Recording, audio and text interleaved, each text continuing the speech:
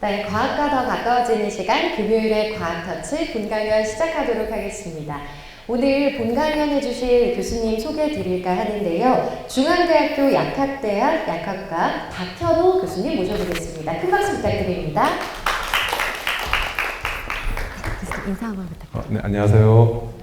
네, 만나 뵙게 돼서 반갑습니다. 네, 저는 중앙대학교 약학대학의 박현호라고 합니다. 오늘 어떤 강연 해주실지? 오늘 제가 그 약에 대한 개발에 대해서 그 옛날 고전적인 방법과 요즘에 이제 어떤 트렌드로 이제 약을 이제 개발하는지를 제가 연구하고 있는 이제 연구 내용을 바탕으로 해서 약 개발에 대해서 좀 소개를 드리려고 합니다. 네. 그럼 교수님 강연 준비해 주시면 되고요. 교수님 강연하시는 동안 궁금한 것들 있으시면 메모해 두셨다가 강연 끝나고 질의응답 시간도 가지도록 하겠습니다. 그럼 박수로 교수님 강연 한번 들어볼까요? 큰 박수 부탁드립니다. 네, 다시 한번 반갑습니다. 네.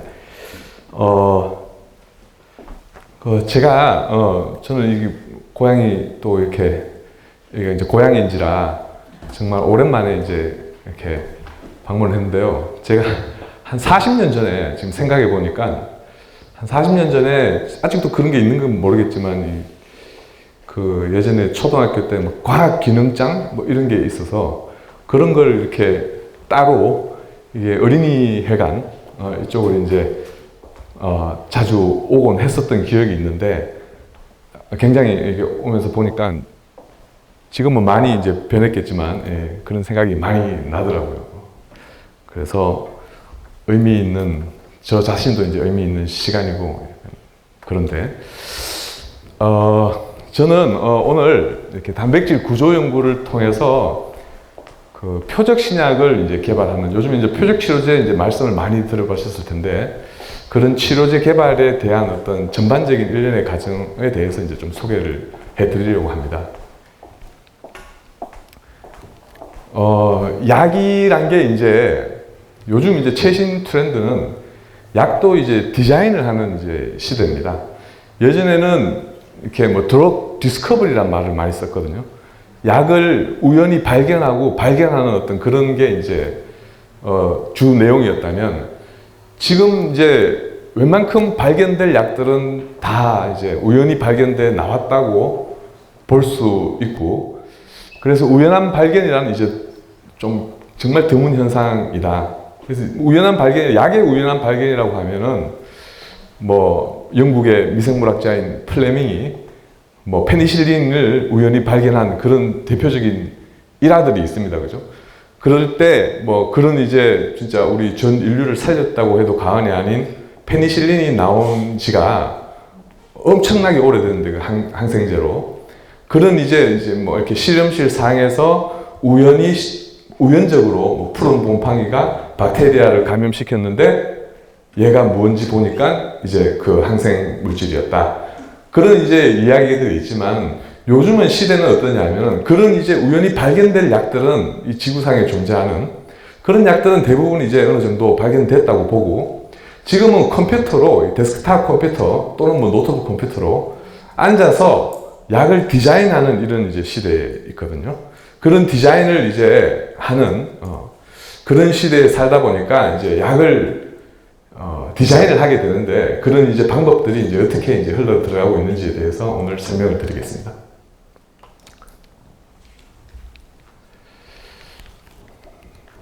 디자인을 한다는 이렇게 말이 항상 나오면 신약을 디자인할 때는 구조를 기반으로 Structure Based Drug Design이라고 해서 예전에는 Structure Based Drug, 뭐 Discovery란 말을 많이 썼지만 요즘에 이제 디자인을 한다고 SBDD란 말을 많이 쓰고요. 이게 이제 한국말로는 구조 기반으로 신약을 디자인하는 건데 이게 뭐냐?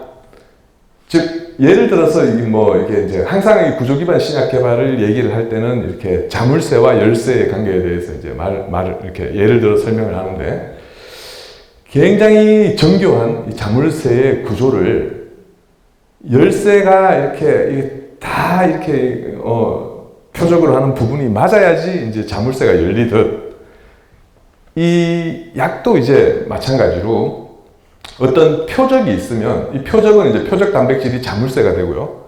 이 표적 단백질이 만약에 질병을 유발하는 단백질이라고 보면 이 단백질의 3차원 구조를 디테일하게 알면은, 굉장히 자세하게 알면은 굉장히 스페시픽한 어떤 이런 케미컬들을 여기에 이제 바인딩 결합하게, 굉장히 이 약이란 게 스페시픽하게 특이적으로 그 타겟으로 하는 단백질에 결합을 해야지 작용을 하기 때문에 그런 걸 이제 만들어주기 위해서는 이 정보를, 3차원적인 구조적 정보를 알면은 이렇게 약을 디자인해서 이쪽 질병을 유발하는 표적 단백질에만 결합할 수 있는 이런 약들을 이제 디자인을 하게 됩니다. 만들어지게 됩니다.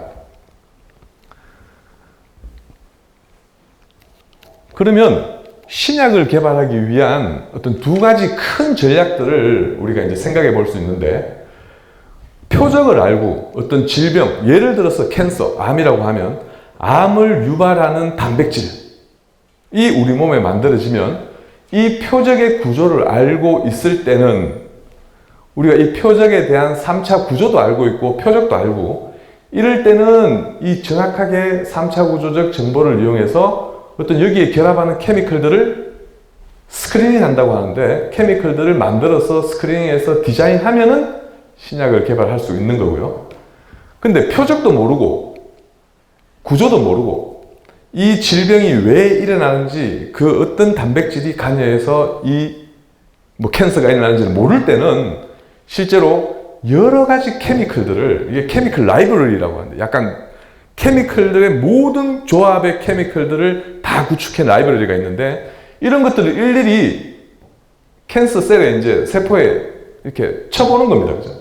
그래서 어떤 게 이제 효과가 있는지를 이제 발견을 하고 이게 이제 약으로 개발되는, 어떻게 보면 표적도 모르고 구조도 모를 이 방법은 굉장히 이제 고전적으로 예전에, 지금도 근데 많이 쓰고 있어요. 이게 쓰는 방법이지만 요즘에는 바이올로지를 공부하는 테크놀로지가 발전을 하고 표적도 쉽게, 요즘에는 워낙 연구를 하는 사람들이 많아서 어떤 단백질이 어떻게 고장이 나면은 암으로 간다, 이런 것들이 너무나 잘 알려져 있고, 거기다가 이 표적의 3차 구조를 알면은 우리가 쉽게 이 표적을 스페시픽하게 타겟하는 케미컬들을 디자인할 수 있게 되는 겁니다. 그래서 저는 오늘 중점적으로 설명할 내용은 이제 표적을 알고 구조를 알고, 이런 방법에 대해서 예전에 많이 쓴 고전적인 방법보다 좀 더 발전한 방법인데, 그러면 모든 제약회사에서 이 방법을 사용해서 약을 디자인하느냐? 꼭 그런 것만 아는 게, 워낙 이게 이제 굉장히 돈이 많이 들고 구조를 밝히고 이렇게 할 그 시간, 타겟을 베리데이션 하는 시간, 이런 것들이 많이 들기 때문에 장단점은 있습니다만 굉장히 스페시픽하게 디자인하는 방법은 이 방법이 우선시 사용되고 있고, 그리고 많은 제약회사, 특히나 외국계 제약회사들은 이런 방법으로 약을 개발하고 있습니다. 현재는. 그러면 지금부터는 표적을 그러면 발견해보자. 어떻게 그러면 질병이 일어나는지를 이제 표적을 먼저 알아야 됩니다. 그죠? 이 방법을 사용해서 우리가 이제 신약을 개발하기 위해서는. 표적을 발견하는 것들은, 예를 들면은, 오늘 예를 들 내용들은 이제 캔서인데, 암인데, 특히나 이쪽 그래프를 보면 이게 이제 대표적인 이제 폐암, non-small cell lung cancer라고 해서 이제 비소세포성 폐암이 일어나는 이제 기전이 되는데요. 실제로 어떤 세포가 있으면 이 세포의 운명은 세포의 신호 전달이 이렇게 일어나서 세포의 운명이 결정됩니다. 세포가 분열을 한다든지 스스로 자살을 한다든지 아니면 휴지기에 들어간다든지, 이런 것들이 외부의 어떤 신호 전달 세포에 의해서 신호를 받으면 이렇게 세포 외부의 신호가 세포 안으로 전달되어서 단백질들이 이렇게 이제 자기 파트너를 만나서 결합하면서 신호가 전달되고 일어나는데, 예를 들면 이 EGFR이라고 하는 에피더멀 그로스 팩터, 그로스 팩터는 일단 세포의 정식에 관한 이제 단백질인데, 이렇게 정식을 하라는 신호가 외부에 오면은 이게 정식을 하게 됩니다. 세포가 이제 분열이 일어나는데, 이 EGFR이라는 이 리셉터, 수용체인데, 얘가 이제 EGF라는 그로스펙트에 결합을 해서 이렇게 세포 안으로 신호를 주면은 이렇게 신호가 가서 세포가 이제 정식을 하게 됩니다. 정식을 하는데 이게 이제 뮤테이션 때문에 EGFR의 어떤 부위에 특이적인 뮤테이션이 생기면 이 신호가 멈추지 않고 얘가 신호를 안 주는데도 이제 계속 신호가 가는 거예요. 그러면서 이제 계속 정식을 하게 됩니다. 그죠? 그러면 이제 캔서로 가는 거예요. 그러다 보니까 그럼 아이디어는 간단합니다. 이 표적은 이제 분명해졌고 어떤 뮤테이션 때문에 이게 이게 과액티베이션, 너무 활성을 많이 띠니까 신호가 이렇게 계속 가면서 세포가 분열된다면 이거를 저해시키면 이제 그만 신호를 주라고 저해시키는 물질이 있으면은 이게 이제 좋은 치료제가 되는 겁니다. 그러면 저희들이 이제 구조 기반으로 신약을 디자인하려면 표적은 알았고 표적에 대한 3차 구조를 밝히고 구조가 있으면 우리가 이제 신약을 디자인하는 이런 식으로 성공 사례들이 나오면서 이 캔서가 이제 표적 치료제들이 이제 개발이 되고 있습니다. 자, 그러면 이제 표적은 알았습니다. 왜 어떤 뮤테이션이 생기니까 EGFR에 신호가 너무 많이 가서 얘가 계속 정식을 하더라. 그럼 EGFR이 좋은 타겟이다. 일단 뮤테이션은 거기 생겼으니까. 그러면은 여기에서 그러면 표적을 이제 알았다면은 구조 기반으로 신약을 개발하기 위해서는 이제 구조를 알아야 되는 겁니다. 그죠? 3차 구조를 알아야 되는데 그 구조적 정보는 가장 쉬운 방법은 3차 구조적 정보는 단백질의 가장 쉬운 방법은 초고해상도 현미경으로 단백질을 들여다보면은 3차 구조가 이렇게 보일 수 있으면 그게 가장 이상적인 방법입니다. 그죠? 근데 지구상에 가장 레졸루션, 해상도가 좋은 전자현미경을 가지고 단백질을 구조를 들여다봐도 구조를 볼 수가 없어요. 그만큼 이게 굉장히 높은 해상도의 이제 그 현미경이 필요한 겁니다. 그죠? 그래서 일단은 약을 개발하기 위해서는 어떤 특정한 타겟 단백질의 이런 3차 구조를 해상도가 약 1에서 3옹스트롱 정도의 레벨로 해상도로 이렇게 들여다볼 수 있어야 되는데 이 옹스트롱 레벨은 약간 생소할 수 있겠지만 이게 이제 단백질 같은 경우에는 이 크기가 너무 작기 때문에 그 작은 크기를 나타내는 단위가 됩니다. 옹스트롱은 이제 10의 마이너스 10승 메타인데 이 1에서 3옹스트롱 레벨 정도의 해상도로 이렇게 들여다봐야지만 특정한 단백질이 3차 구조가 이렇게 보여지게 됩니다.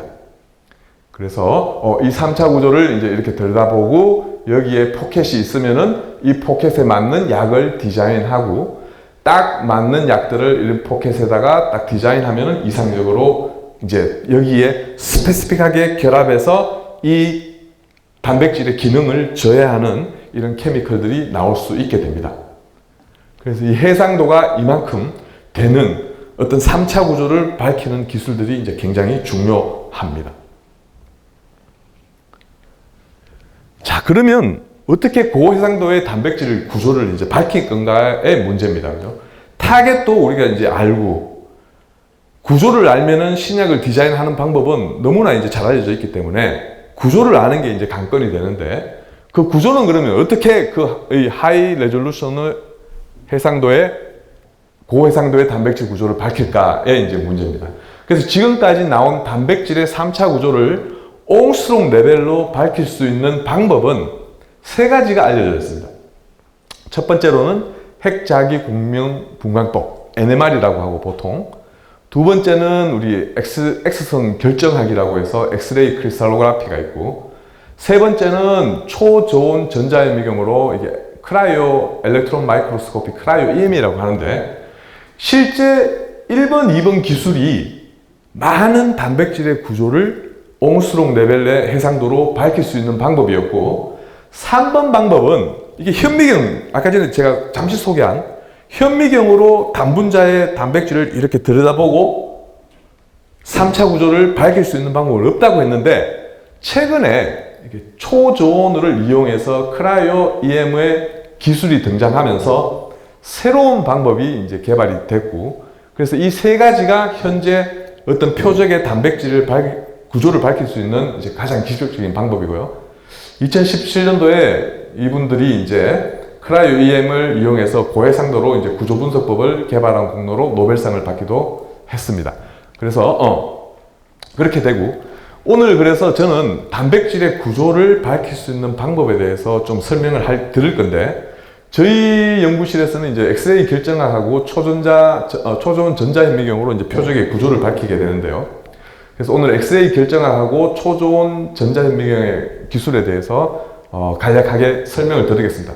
근데 이 엑스레이 결정학이라는 게 나오는데, 왜 엑스레이를 이용해야만 그렇게 굉장히 작은 단위의 옹스롱 레벨의 구조를 이제 크기를 밝혀서 구조를 볼 수 있냐 하면은, 여러분들이 뭐 아시다시피 실제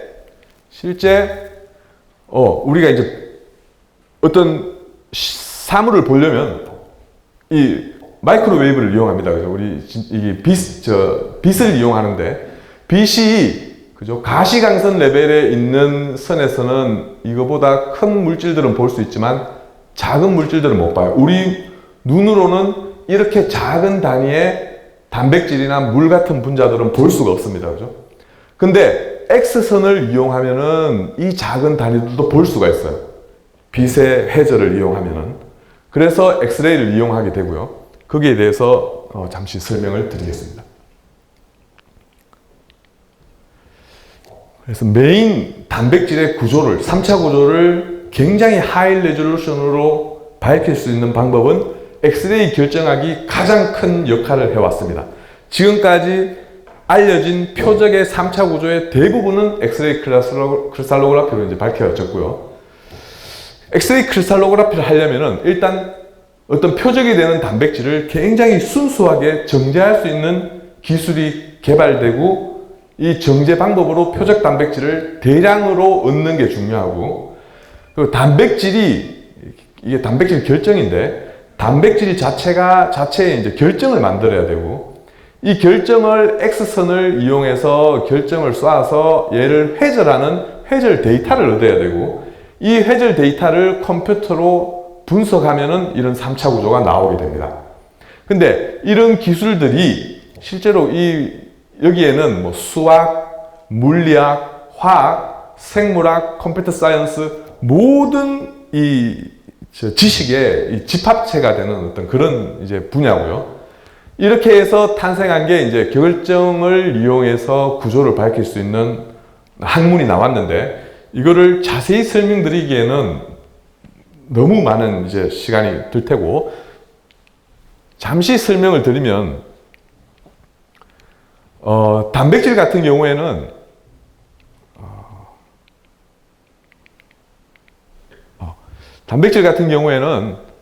이렇게 이제 단백질이 침전이 일어나면서 이렇게 결정이 만들어지게 됩니다. 그래서 단백질이 결정은 여러분들 탄소 덩어리가 쌓여서 일정한 모양으로 쌓여서 다이아몬드가 되듯이 단백질이 일정한 모양으로 쌓이면은 이렇게 단백질 결정이 됩니다.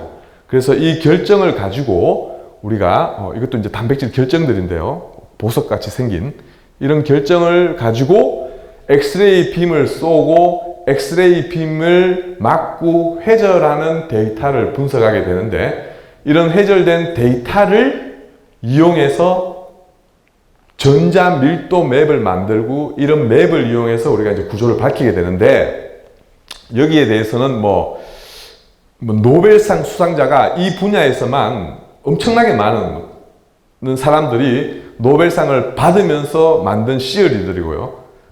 이런 것들을 이용해서 이제 우리가 이제 3차 구조를 밝히게 되는데, 뭐 X선을 발명한 사람부터 시작해서 X선의 회절 원리를 실험한 사람, 그리고 이 거의 뭐 1910년도, 20년도 때에 굉장히 많은 사람들이 물리학이나 화학에서 이제 노벨상을 받으면서 엑스레이 크리스탈로그라피가 정립이 되었습니다.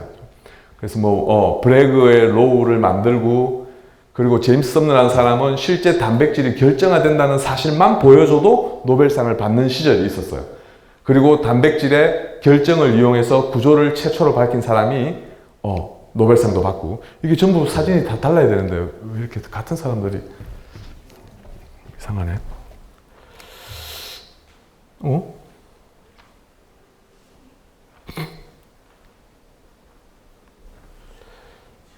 죄송합니다. 이게 왜 이렇게 되지?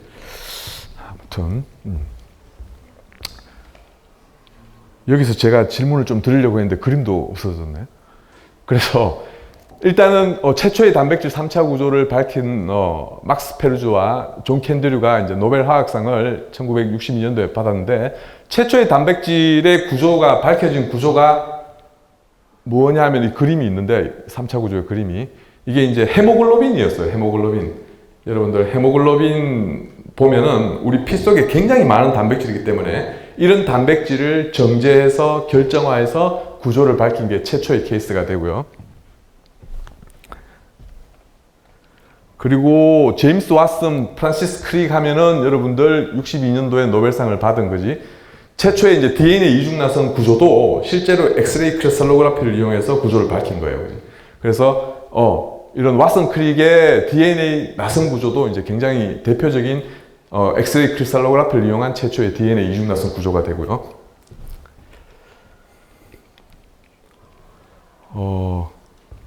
그리고 이제 도로시 호지킨이라는 유명한 이제 여성 과학자인데, 64년도에 노벨 화학상을 페니실린의 3차 구조를 밝히고, 뭐 비타민 B12나 이런 케미컬들의 3차 구조를 많이 밝혀가지고, 이제, 그 노벨상을 받은 케이스입니다. 그죠? 이런 케이스가 있었고. 다 똑같은 그림. 좀 당황스러운데. 아무튼 그래서 그러면은 이래서 이제 저희들이 이제 결정을 얻고, 이 결정을 엑스레이를 회절시킨 이 디프렉션 데이터를 바탕으로 해서 우리가 컴퓨터로 이용해서 3차 구조를 밝히게 되는데, 이 엑스레이 같은 경우에는 엑스레이의 굉장히 단파장의 강력한 엑스레이를 만들 수 있는 곳이 우리나라는 잘 알려져 있는 이제 포항 가속기 연구소가 있습니다. 그래서 가속기에서 이제 만들게 됩니다. 그래서 대부분의 3차 구조는 이 가속기에 가서 이제 이렇게 3차 구조를 분석하게 되어 있고요. 가속기는 여러분들 이게 포항인데, 이제 포항에 가면은 3세대 가속기가 있고, 여기에는 이제 굉장히 강력한 엑스레이 빛을 만들어낼 수 있는 이제 기계들이 있고, 이게 이제 4세대 가속기고, 지금 오창에 다시 이제 3세대 가속기가 다시 만들어지고 있고, 이런 연구를 통해서 이제 엑스레이를 이용해서 이런 구조들이 이제 많이 이제 밝혀지고 있습니다. 그리고 이제 크라이오 EM 기술인데, 크라이오 EM 같은 경우에 엘렉트론 마이크로스코피, 이제 전자 현미경을 이용해서 분자 하나, 단백질 분자 하나를 현미경에 두고 현미경을 보면은 이런 3차 구조를 분석할 수 있는 기술이 되겠습니다. 원래는 지금까지 알려져 있는 전자현미경은 아무리 해상도가 높아도 단백질을 두고 보면은 거의 10옹스롱, 20옹스롱 이 정도 레벨의 이제 구조만 볼 수 있었는데, 그 구조는 뭐냐면 이 정도 대충 이렇게 생겼다 정도만 볼 수 있었어요.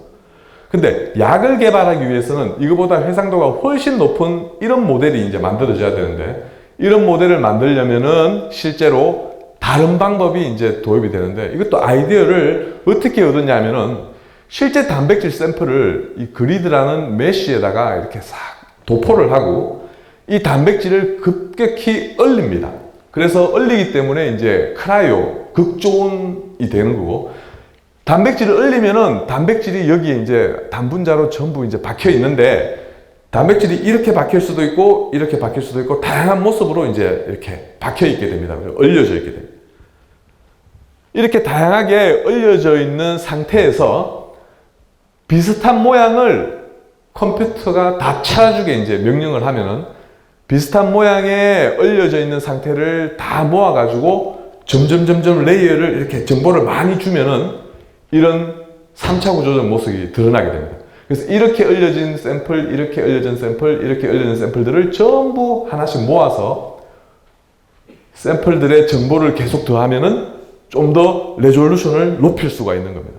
그래서 이제 높여져 가지고 이런 3차 구조가 나오는 게 이제 저온을 이용한, 극저온을 이용한 이제 전자현미경 기술이고, 이 기술이 지금 이제 최근에 이제 구조 단백질의 이제 표적의 구조를 밝히는 데는 굉장히 프라미싱한 방법으로 엑스레이 크리스탈로그래피의 D를 이어서 좀 더 많은 연구자들이 지금 사용하고 있는 기술이 되겠습니다.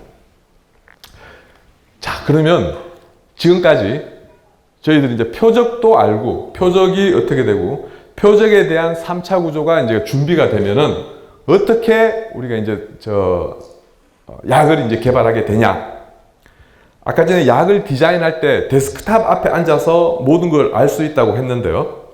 실제로 이렇게 컴퓨터를 이용해서 가상 탐색을 먼저 이제 실시를 하게 되는데, 가상 탐색은 이제 인실리코 버추얼 스크린이라고 해가지고 단백질의 3차 구조가 알려지면은 제가 3차 구조를 밝힐 수도 있고, 그리고 구조를 연구하시는 분들이 자기가 표적에 대한 구조를 만약에 밝혔다 하면은 구조 데이터 뱅크에 모두 이렇게 저금, 저축, 데포짓을 하게 되어 있습니다.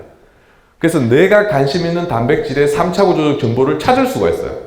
그걸 이용해도 좋고, 내가 완전 새로운 단백질의 3차 구조를 내가 밝혀도 좋고, 그렇게 이렇게 나오면, 구조에 대한 정보가 나오면은 컴퓨터에 이 구조적 정보를 저장을 하고요. 그리고 이 케미컬들이 실제로 수천만 개, 수억 개의 라이브러리가 이미 퍼블릭에 공개가 되어 있을 정도로 여러분들이 컴퓨터에서 데이터베이스를 잘 서치를 해보면은 이런 라이브러리를 쉽게 찾을 수 있어요.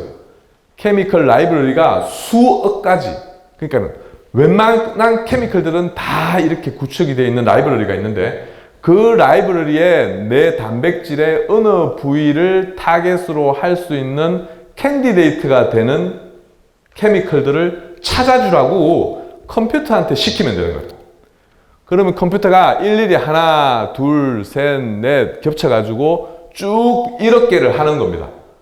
그래서 굉장히 좋은 성능의 컴퓨터로 일주일 정도만 이렇게 돌리면 이걸 전부 스크린 해가지고 제일 결합을 잘할 것 같은 캔디데이트 내가 30개, 100개를 뽑아줘 하면은 컴퓨터가 뽑아줍니다. 이렇게.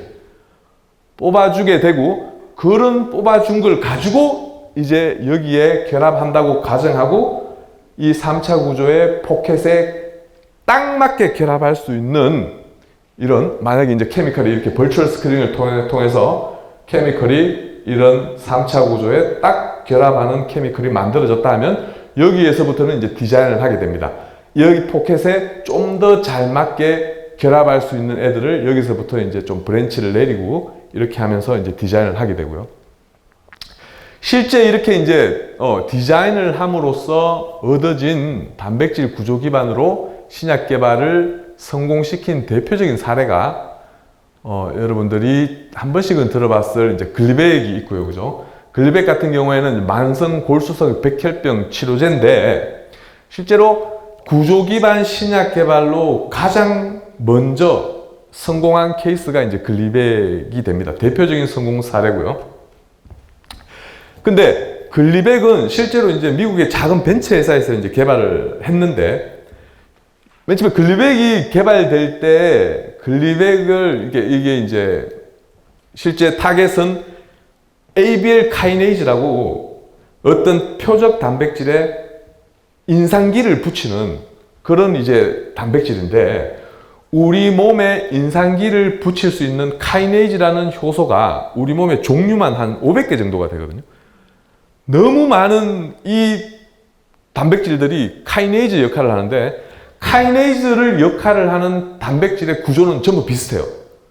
그러다 보니까 특별한 카이네이즈를 표적으로 한다는 것은 약간 이게 어불성설이 되는 겁니다. 그죠? 만약에 이걸 카이네이즈를 저해하는 케미컬을 개발하면은 다른 카이네이즈도 저해할 수 있는 가능성이 충분하기 때문에, 만약에 다른 카이네이즈를 이니비션, 저해를 하면은 이거는 이제 안 되는 거예요.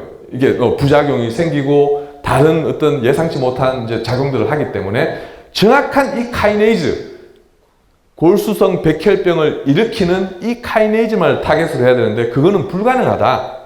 그래서 모든 과학자들이 이 카이네이즈를 타겟으로 하는 신약을 만들겠다 했을 때는 전부 비웃었습니다. 어떻게 보면, 그죠? 근데 유명한 이제 성공 사례 일화가 이 카이네이즈의 그 당시에 이제 구조가 있었다는데, 구조를 가지고 이 3차적 구조에 정확하게 얘만 결합할 수 있는 케미컬을 디자인해 내는 겁니다. 그러다 보니까 이 케미컬이 실제 글리백 자체가 이 카이네이즈만을 굉장히 스페시픽하게 이제 타겟을 하게 되고 그러면서 성공을 했습니다. 그죠? 그러다 보니까 이게 이제 어떻게 보면은 불가능을 할 것 같은 스페시피시티를 주는데 특이성을 주는데 불가능할 것 같은 일들이 실제로 3차 구조 굉장히 하이 레졸루션의 정확한 3차 구조만 있다면 이게 실제로 이런 디자인이 가능하다. 굉장히 스페시픽하게 그런 식으로 이제 만들어진 이제 사례가 되고요. 그리고 많은 종류의 이제 에이즈 치료제들이 실제로 이제 성공 케이스가 많이 나오는데 실제로 에이즈가 유행할 당시에 에이즈를 일으키는 바이러스는 HIV 바이러스다. 이게 워낙 잘 알려져 있고 HIV 바이러스가 가지고 있는 얘들이 우리 몸에서 살아가기 위한 특징들이 엄청나게 많은 사람들이 공부를 해가지고 잘 알려져 있습니다. 그래서 이 에이즈가 유행하던 뭐 80년도, 90년도 이 당시에 뭐냐면 단백질 구조 기반 심리학 개발이 같이 이렇게 막 발전하고 있는 시기였어요. 그러니까 좋은 타겟이 되는 겁니다. HIV가 에이즈를 일으키는 이 바이러스를 우리가 잡아보자는 게 실제로 구조 기반 심리학 개발도 막 이렇게 발전하고 있는 단계에서 잘 만나가지고 이렇게 성공 사례가 있는데 예를 들면은 크릭시반이라는 이제 약이 있습니다.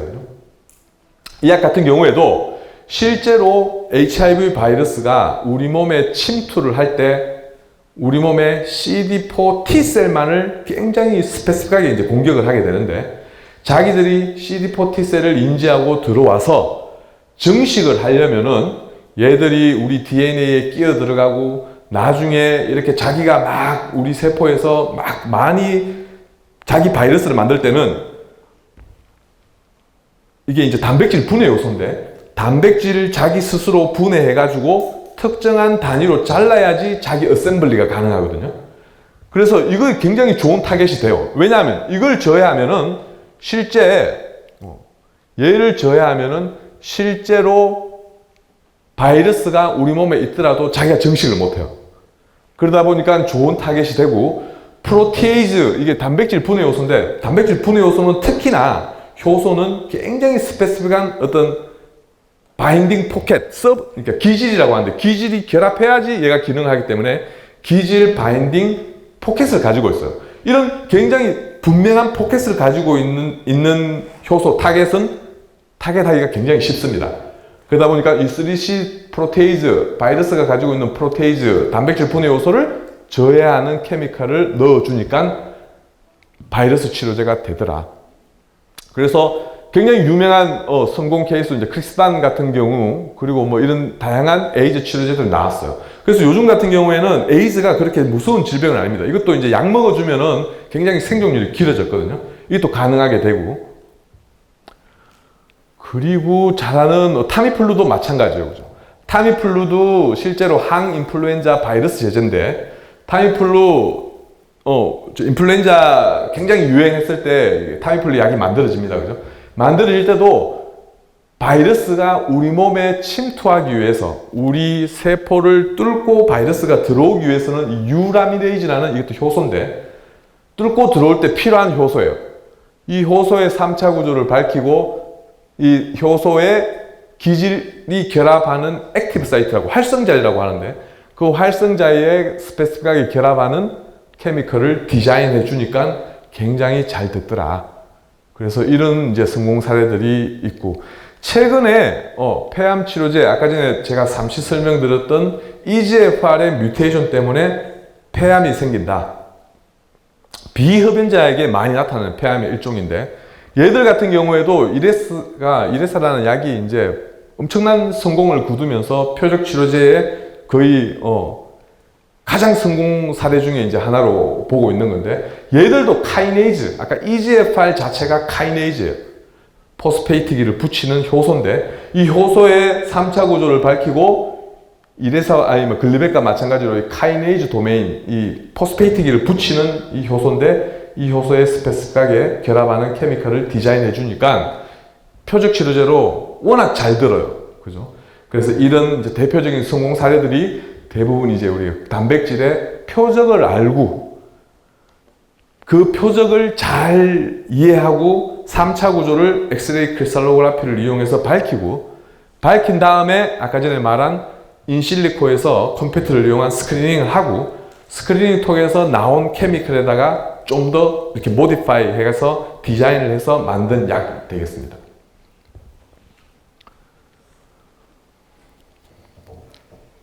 자, 그럼 왜 이제 구조가 중요한가가 이제 뭐 제가 이제 구조학자면서 신약을 개발하고 이제 면역 쪽에 이제 구조를 하다 보니까 이제 면역하고 같이 하는데 왜 구조적 정보가 중요하냐? 실제로 이제 눈으로 보여지는 학문이 되겠습니다. 그래서 이제 구조라고 하면은 지금까지 설명한 구조 기반 신약 디자인 SBDD라고 하는 구조 기반 신약 디자인에 굉장히 큰 역할을 하는 게 이제 분명한데 이거 외에도 우리가 특정한 단백질의 3차 구조를 알면은 기능을 이해할 수 있고 얘들이 어떻게 작용하는지도 다 보여요. 실제로 구조를 보면. 그래서 지금까지 특정한 단백질의 3차 구조를 밝혀서 노벨상을 받은 케이스가 이거보다 더 많은데 일단 대표적으로 이런 예들을 제가 추려가지고 대표적으로 이렇게 몇 개 실었습니다. 여러분들 여기 중에서 아는 구조가 있을까요? 시간이 좀 많이 남는 것 같아서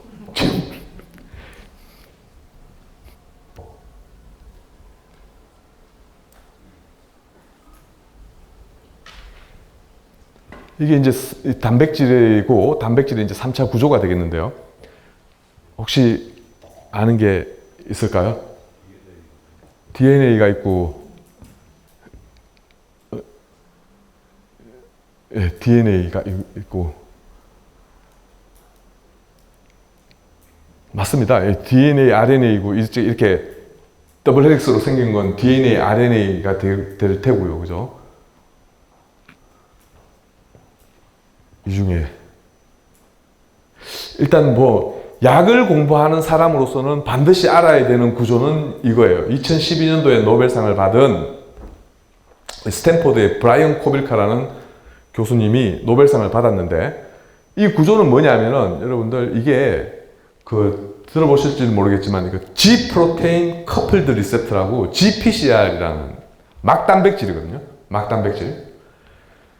이분이 이게 사이언스 논문이 2010년도인가 그랬을 텐데 사이언스의 GPCR의 3차 구조를 최초로 밝혀서 이렇게 네이처 논문에 이렇게 표지로 발표를 하고 불과 몇 년 만에 노벨상을 받았어요. 2년, 3년. 이거는 거의 불가능한 스토리거든요. 왜냐하면 그 연구자의 업적이 엄청나게 후대에 영향을 미쳐서 수십 년 후에 받는 게 일반적인 노벨상인데 이거는 밝히자마자 워낙 이게 중요하다 보니까 이게 노벨상을 받은 케이스인데 GPCR은 실제로 많은 약들이 이 GPCR을 타겟으로 하는 약들이 많아요. 우리는 몰랐는데 실제 아까 전에 말한 구조도 모르고 라이건드도 모르는데 막 이렇게 케미컬에서 막 쳐보니까 얘가 무슨 효과가 있더라. 만약에 이게 진통제라고 하면 진통에 효과가 있더라. 그러면 그 케미칼이 어디에서 어떻게 작용하는지도 모르는데 이제 진통제로 개발이 됩니다. 그죠? 그렇게 됐는데 알고 봤더니만 대다수의 지금 그렇게 만들어진 약들이 이 GPCR을 타겟으로 하고 있었어요. 그러니까 이 GPCR이 지금은 이제 많은 사람들이 어떤 GPCR이 이렇게 어떤 약에 결합해서 어떤 역할을 한다가 잘 알려져 있는데 이 구조가 굉장히 중요했어요. 그래서 그런 약들을 좀 더 발전시키고 이럴 때 이제 굉장히 필요한데 그래서 지금까지 만들어진 약의 거의 less than 50%겠지만은 많은 약들이 실제 GPCR을 타겟으로 했다. 그래서 GPCR의 구조가 그만큼 의미가 있었습니다. 그죠? 그래서 이런 GPCR 구조 그리고 어떤 구조가 알만한 거 있을까요? 이게 알만한데 얘도 그러고 이렇게 여러분들 불빛을 띠는 단백질 혹시 아시는 거 있나요? 형광불빛을 띠는 이게 이제 그린 플로로선스 프로테인이라고 해가 GFP라고 실제로 그린 색깔을 띠는 단백질이에요. 형광을 띠는. 어디서 왔냐 하면은 저기 바다 심해에 어떤 물고기가 지나가는데 막 푸른 빛을 띠고 지나가더라. 그래서 그게 왜 푸른 빛을 띠는지를 그 물고기 잡아와서 DNA 분석해서 조사를 해보니까 그린 플로로선스를 띠는 유전자가 있더라. 그래서 그 유전자를 클로닝 한다고 하는데 그걸 가지고 와서 실제로 해보니까 이렇게 그린 플로로선스를 띠는 단백질이 나왔어요. 그래서 그거를 발견한 사람, 그리고 그린 플로로선스 프로테인이 왜 지금 중요하냐면은 우리 이제 과학을 하면 실제 생명과학하고 뭐 약학을 할 때 가장 큰 문제가 내가 세포 내에 어떤 단백질을 눈으로 보고 싶은데 어디에 존재를 하고 어떻게 작용하고 눈으로 보고 싶은데 단백질이 워낙 작기 때문에 현미경으로 봐도 모른다고 했습니다. 특히나 세포 안에 있는 이런 애들은 더 몰라요. 그러다 보니까 그런 거를 추적하고 싶은데 추적을 못하니까 이런 그린 플로로선스를 내가 원하는, 내가 관찰하고자 하는 단백질에 이렇게 퓨전을 시켜요. 요즘에 DNA 클로닝 기술은 워낙 발전되어 있기 때문에 클로닝 시킨 다음에 세포에 넣어가지고 관찰을 하면은 푸른빛이 움직여가지고 따라가는 거예요. 그 표적을. 그러다 보니까 얘가 발견되면서 우리가 안 보이는 단백질을 세포 내에서 추적할 수 있는 이런 시스템이 이제 개발이 되었습니다. 그러니까 그걸 개발한 사람, 3차 구조를 밝힌 사람, 3차 구조를 밝힌 다음에 이 플로로선스를 띠는 포에 아미노산을 변형시키니까 푸른빛이 붉은색으로도 바꾸고 옐로우 컬러도 바뀌고 막 그래요. 그래서 그런 것들을 공부한 사람들이 3명이 노벨상을 받습니다. 그죠? 그래서 이거는 GFP, 그린 플로로선스 프로테인이고, 얘는 GPCR이고, 얘는 마이토콘드리아에 제일 많은 단백질인데 여러분들 아나요? 학생들이 많으면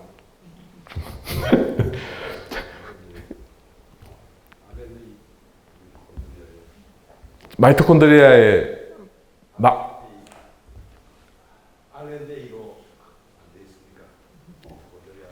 미토콘드리아 안에 미토콘드리아 RNA가 있지만 미토콘드리아 막에 제일 많은 단백질 중에 하나. 미토콘드리아가 어떤 역할을 하는지를 알면은 쉽게 이제 좀 추적이 가능한데, ATP를 생성하는 ATP 합성 요소예요. ATP를 많이 만들어내야 되잖아요. 그죠? 마이토콘드리아 안에서 여러분들, 막 전자전달계 돌리면서 ATP 만들어낼 때, 마지막에 ATP 만드는 효소예요. 맞아. 워커 과학자가 이렇게, ATP를 합성하는 요소를, 구조를 밝히고, 구조를 알면은 기능, 작용 기전을 구명할 수 있습니다. 얘들이 어떻게 프로톤 그레디언트를 바탕으로 ATP를 합성하는지를 설명을 했어요. 이 구조를 가지고. 그러니까 노벨상을 받기에 충분합니다. 그렇게 노벨상을 받은 케이스고. 존 워커라. 그리고는 얘는 좀 어려워 보이는데요. 그죠? 얘는 실제로 피지올로지, 이제 생리학자들, 의사들이 이제 굉장히 관심을 갖는 이제 단백질인데, 얘는 채널이에요, 채널. 아이온 채널입니다, 아이온 채널. 여러분들, 아이온들이 막 이렇게, 막을 통과하고 빠져나가고 하면서 많은 일들이 일어납니다. 그죠? 피지올로지의 대부분이 그런 아이온들이 왔다 갔다 하면서 일어나는 거예요. 그래서 얘들은 이 맥킨넌이라고 굉장히 유명한 의사 겸 구조학자가 있는데, 이분은 원래 의사예요. 피지올로지스트인데, 이분이 질병을 일으키는, 그러니까 채널을 구조를 알면은 자기가 공부하는 질병이 왜 일어나는지를 알 수 있을 것 같은데, 구조를 몰라서 독학을 했어요. 자기가 이제 스스로 공부를 해서 구조를 밝히는 방법을 익히고, 그래서 이렇게 구조를 밝혔습니다. 채널의 구조를 밝혔어요. 실제로 칼슘 채널, 포타슘 채널, 이런 아이온들의 각각의 채널들의 구조를 많이 밝히고, 어떻게 셀렉티브하게 얘들이 이제 이렇게 왔다 갔다 하는지를 이제 설명을 해서 노벨상을 받은 케이스고. 그리고 이거는 여러분들 이 사이언스의 또 표준 논문으로 나온 건 지금 보시면 이렇게 빨간 게 이제 DNA고 얘가 RNA인데 RNA를 템플레이트로 해서 DNA를 만드는 효소가 RNA 중합 효소라는 거죠. RNA 폴리머레이즈.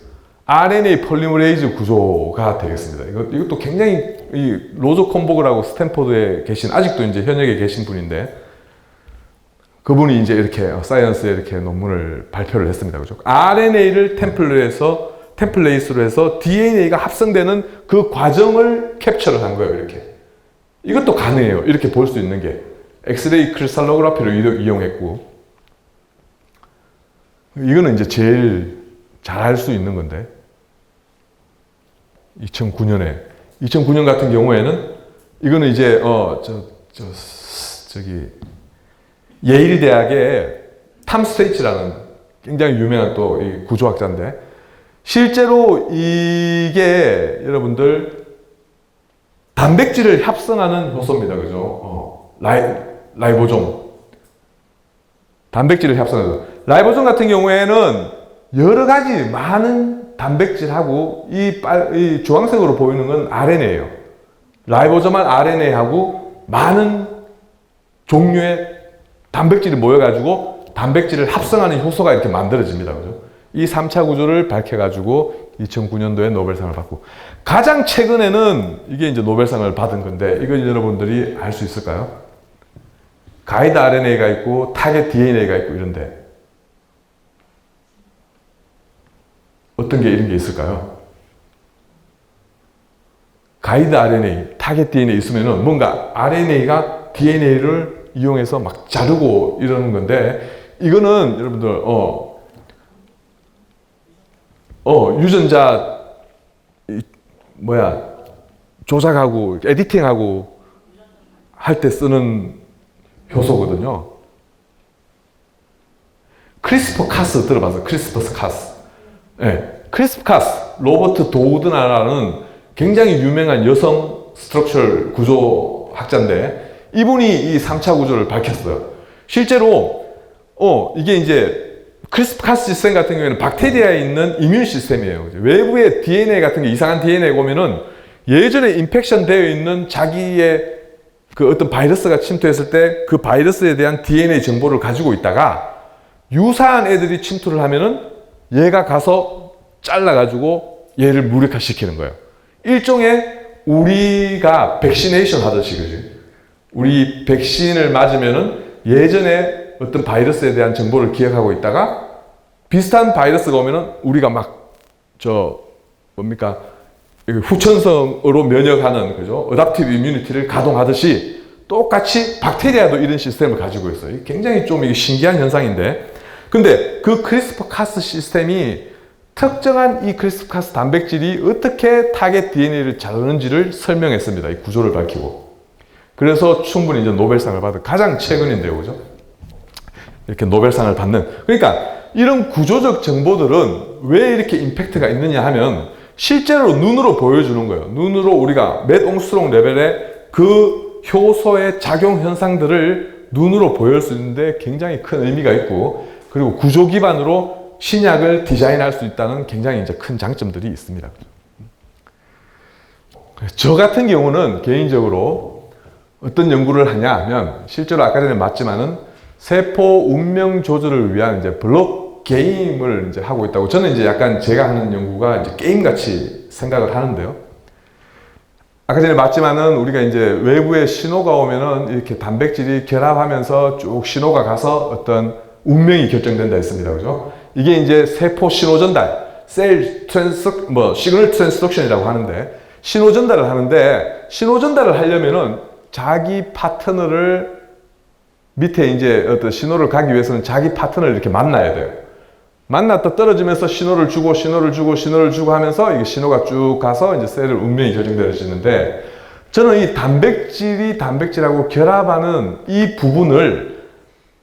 부분에 대한 3차 구조를 밝히고 그 부분에 스페시픽하게 결합할 수 있는 케미컬들, 펩타이드들을 디자인함으로써 이 세포의 신호 전달을 막거나 좀 더 강하게 만들 수 있는 이런 물질이 된다면 세포의 운명을 바꿀 수 있고 이런 것들이 이제 약으로 발전할 수 있다.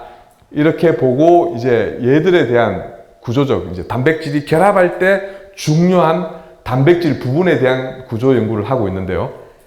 실제로 단백질이 자기 파트너를 만나기 위해서는 이런 단백질 결합 도메인을 이용합니다. 지금 단백질 결합 도메인이라고 알려지는 게 이렇게 많은데 다양한 모양을 가지고 있어가지고 다양하게 자기 파트너를 만나요. 이렇게 만나게 됩니다.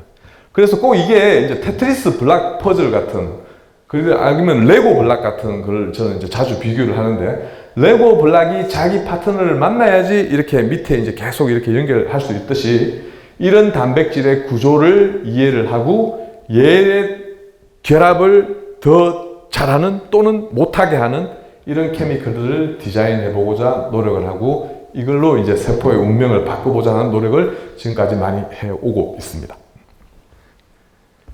자, 그래서 뭐 이게 이제 일종의 약간 게임 같은 건데 어떻게 생겼냐를 이제 보고 어떻게 결합을 하고 어떻게 떼고 이런 이제 일들을 하다 보니까 이게 이제 레고 블락하고 닮았다. 그래서 만약에 학생들이 있다면 이제 어떤 게임을 더 쏘냐. 요즘 학생들이 이제 게임을 좋아하니까. 근데 저는 이제 바이올로지컬 시스템이 훨씬 재밌는데 저희 대학원생만 해도 뭐 게임을 워낙 좋아하다 보니까 게임이 더 재밌는 것 같고 그래서 그래서 이 게임을 또 무시하지 못하는 게 실제로 이게 이제 레고 블락으로 만든 수십억짜리 이제 자동차인데 실제로 굉장히 고부가가치를 이끌 수 있다. 게임도. 그래서 아무리 바이올로지컬 시스템을 연구를 하면서 뭐 재밌다고 강조해도 레고도 충분히 이제 부가가치를 일으킬 수 있는 게임도 이제 중요한 시대이긴 맞지만, 근데 실제로 이제 이것들이 이제 약으로 개발된다면 뭐 그 가치는 비교할 수 없을 것이라는 게 이제 저의 마지막 슬라이드가 되고요. 기타 뭐 제가 한 연구들이 있는데 이런 내용들은 뭐 이게 추가 내용으로 제가 좀 했는데 다음에 또 기회가 되면은 이제 말씀을 드리도록 하고 저는 오늘 여기까지 하겠습니다. 감사합니다. 경청해 주셔서. 네. 강연 들으시면서 혹시 궁금한 것들 있으셨을까요? 네, 먼저. 최근에 그 챗GPT 관련되는 그 케미컬 라이브러리를 검색하고 분석하는데 상당히 그 약 개발해야 하는데 시간이 많이 줄였다라는 그런 보도를 받은 적이 있거든요. 네. 그와 반대로 그 교수님이 하시는 그 표적에 대한 그 구조도 그런 식으로 접근이 가능할지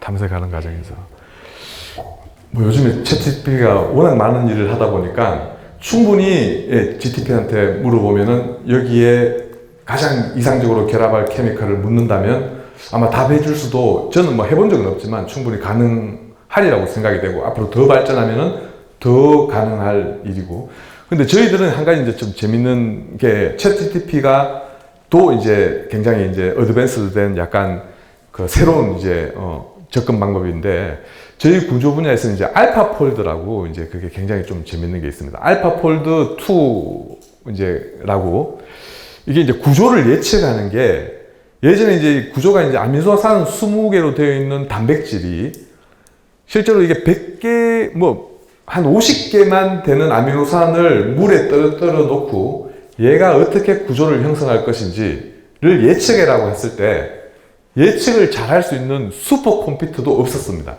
실제로 아무리 정확한 계산을 하는 컴퓨터로 아미노산 20개로 이루어져 있는데 20개 아미노산으로 이루어졌는데 이게 아미노산 길이가 한 100개, 200개 되는 단백질을 구조를 예측하라고 하면은 구조를 예측할 수가 없었어요. 굉장히 이제 틀린 정보가 많았는데 알파폴드라고 이게 이제 그 딥마인드 학습시켜가지고 실제로 구조를 굉장히 정확하게 예측할 수 있는 프로그램이 나왔어요. 이게 이제 알파폴드라고 굉장히 지금 매스컴에도 많이 나왔고 그래가지고 이게 이제 나오면은 이제 구조하는 사람들은 이제 이게 이제 약간 밥줄 문제다 이렇게 보는 경향도 있는데 구조가 근데 이제 실제로 이제 저희들도 이제 많이 밝혀보지만 아직까지도 정확하게 100% 맞추지는 못하고 실제로 굉장히 정확해진 건 맞아요. 이게 굉장히 이제 요즘에 앞으로 어떻게 될지 모르겠지만 굉장히 정확하게 예측하지만은 이게 약을 개발할 정도의 이렇게 컨빈싱한 데이터를 어떻게 제너레이션 하지 못한다. 어차피 한 번 더 실험적으로 증명돼야 되는 거는 이제 구조가 해야 되는 거고. 근데 구조를 밝히기 위해서는 아까 전에 제가 좀 자세한 설명을 안 드렸지만 구조를 밝히기 위해서는 밝히는 방법 중에 이제 페이징 정보라고 해가지고 내가 좋은 엑스레이 해절 데이터를 얻더라도 이 구조가 이제 이렇게 생겼는지는 알지만 얘가 이렇게 존재를 하는지 이렇게 존재를 하는지 이렇게 존재를 하는지 이렇게 존재를 하는지는 이것도 다른 얘기인데 이 페이징 정보를 아는 게 굉장히 중요한 건데 이 정보를 알파폴드 구조로부터 가지고 올 수 있어가지고 구조 분석하기에는 더 용이해졌다. 그래서 같이 이렇게 상생을 하고 있다. 요즘엔 약간 그런 이제 트렌드는 그렇습니다. 네. 네, 아마 답변이 되셨을 것 같고요. 아까 질문 있으시다고요? 네. 궁금한 게 있는데 1에서 3 옴스크론의 해상도가 뛰어난 전자협력으로 구조를 밝히셨다잖아요. 구조를 볼 수 있다잖아요.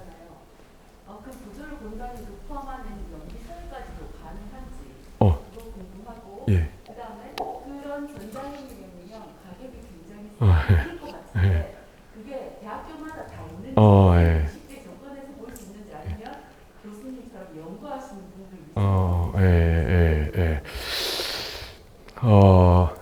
일단 그 전자현미경 같은 경우 첫 번째 질문을 두 번째 일단 질문부터 말씀을 드리면 그 가격이 일단 전자현미경은 뭐 대학들마다 전자현미경을 가지고 있는 데 꽤 있지만 이제 크라이오엠을 하는 실제로 굉장히 하이 레졸루션의 구조를 볼 수 있는 것은 100억 단위입니다. 100억이고 그래서 이제 국가에서 이제 관리를 하는데 아직까지 서울권에는 크라이오엠 기계가 없었어요. 저희 나라에 지금 몇 년 전만 해도 딱 하나 오창에 기초과학지원연구센터라고 있는데 거기에 이제 딱 한 대가만 있었고 근데 이게 이제 전 세계적으로 너무나 유행을 하고 다른 나라는 엄청나게 이제 많이 있는데 우리나라는 이제 큰일 났다 해서 실제 지금 이제 포항이 이제 구조의 약간 메카 왜냐하면 방사능 가속기가 있기 때문에 포항에 이제 지금 한 4대 정도가 들어왔고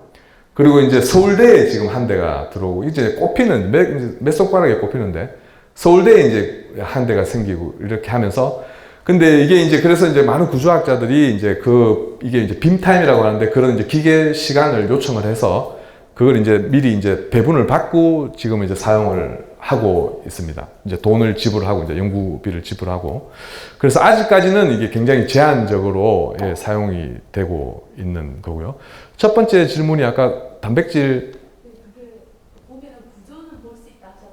예. 구조 볼 수 있다는 그 안에 내용 안에는 연기설까지도 그렇죠. 구조를 본다는 거는 진짜 연기서열은 실제 연기서열 같은 경우에는 왜냐하면 내 타겟의 연기서열은 모두 알려져 있습니다. 지금 제가 알고 있는 거고 이 연기서열을 알고 있는데 이제 구조를 보면서 보통 우리가 연기서열을 다 이렇게 넣어가지고 구조 모델링을 하는데 그렇게 되면 연기서열도 다 그 정보가 들어가고 실제로 하이 레졸루션 1홍수롱, 2홍수롱이면은 아미노산 장기가 어떻게 배열되고 장기에 물이 있니 없니까지도 다 볼 수 있습니다. 심지어 뭐 페닐알라닌이라는 이렇게 링 구조를 가지고 있는데 링이 탄소도 보여가지고 링처럼 보여요. 이 구멍이 뚫려 있을 정도의 레졸루션을 볼 수가 있거든요. 그러니까 굉장히 정확한 정보를 가지고 약을 개발하는데 이렇게 정보를 사용해야지 이게 레졸루션이 조금이라도 낮아지면은 어느 아미노산이 만약에 분석을 하니까 이렇게 됐는데 실제는 이거다 이러면은 이거 안 맞아서 들어갈 수 있거든요. 그러니까 굉장히 정확한 정보여야 되기 때문에 그런 정보들은 실제로 크라이오엠이 가장 큰 단점은 아직까지 해상도 문제가 있거든요. 그래서 해상도가 만약에 지금 아마 최근에도 뭐 네이처에 2옹수론까지 밝혀졌다 이런 게 이제 뉴스에 나오고 하는데 지금 뭐 엑스레이 크라솔라비 같은 경우에는 뭐 1점대도 충분히 많은 구조가 나오거든요. 근데 크라이오엠은 아직까지 그 정도 레벨이 안 되지만 계속 발전을 하고 있습니다. 크라이오엠의 그 레졸루션에 이제 발전을 시키려고 하는 이런 연구들이 굉장히 많기 때문에 앞으로 뭐 1옹수론, 2옹수론 충분히 이제 가능한 어떤 그런 시대가 올 거라고 생각합니다. 네, 아마 답변이 되셨을 것 같아요. 혹시 또 궁금한 거 있으시면? 단백질로 바이러스를 치료하는데 실용적으로 얼마나 쓰이고 있는지 좀 궁금해요. 단백질을 이용해서 바이러스 치료 같은 거. 치료 같은 거 하는 거, 바이러스를 치료하는 거, 그러니까 단백질을 이용한다는 거, 약으로 이용한다는 거는 이게 이제 그 바이오 약품이라고, 실제로 우리가 이제 바이오 약품의 비중이 굉장히 커지고 있어요. 바이오 약품에는 단백질도 있고 효소도 있고 항체도 있고, 항체 신약 같은 게 이제 가장 많이 지금 핫하고 많이 이제 개발이 되고 있어가지고, 그리고 지금 뭐 캔서 치료제도 항체 치료제들이 나오고 있는데, 항체 같은 경우에는 실제로 굉장히 항체 자체가 표적에 굉장히 스페시픽하게 붙는 이제 단백질이다 보니까 이게 그걸 이제 약으로 이용하기가 굉장히 좋아요. 그래서 이제 그 항체도 요즘에는 항체를 디자인하고, 그리고 그 단클론 항체라고 해가지고 특정한 표적에 특정 사이트에만 붙는 항체를 개발하는 기술들이 굉장히 많이 발전해 있거든요.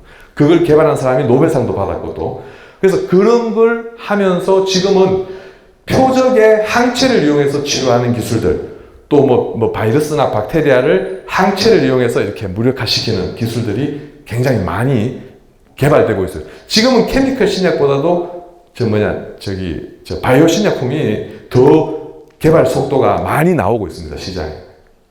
그러면 저희가 이제 약국에서 바이오 신약 제품들을 실제로 구매를 하고 있나요? 아니면은? 그건 이제 약국 같은 경우에는 구매가 안 되고, 왜냐하면 이게 이제 다른 케미컬 신약하고 바이오 신약은 다른 게, 바이오 약품은 관리도 까다롭고 만들기도 까다로울 뿐만 아니라 이게 단백질 자체가 상온에 드러나면 변성이 일어나고 이러면 약으로 파는 거 큰일 나기 때문에, 단백질 자체 신약을 만드는 과정도 중요하지만 이게 보관도 중요하기 때문에 굉장히 이게 까다롭게 프로세스가 진행되기 때문에 절대 약국에서는 구매할 수 없고, 전부 이제 저걸 받아서 대형 3차 병원, 우리 대학병원이나 이런 데서 다 이렇게 관리를 하면서 필요한 사람에게 이제 지원을 하고 있습니다. 네. 그렇군요.